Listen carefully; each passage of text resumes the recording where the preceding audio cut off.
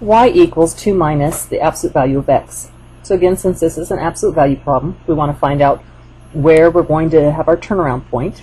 What would cause the inside of this to be 0 is 0. We'll do numbers a little bit smaller, -1, -2, and a little larger, 1 and 2. And we'll be very careful when we work this out. So when we put -2 into the absolute value, we take the absolute value of -2 first, which is +2, and then we have our 2 subtract +2, which is 0. -2, 0 is one of our points.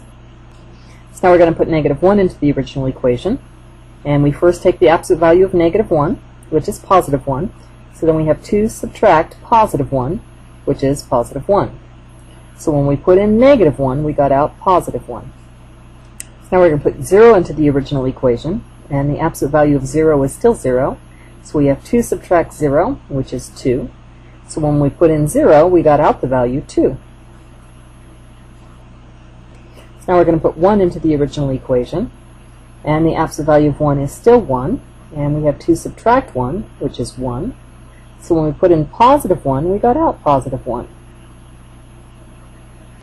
So now we're going to put 2 into the original problem, and the absolute value of 2 is 2, and then we have 2 subtract 2, which is 0.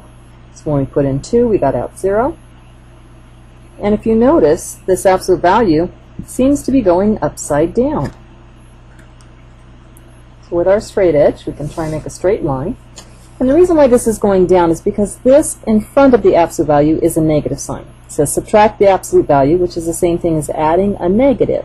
And that negative is forcing the absolute value graph to open up down.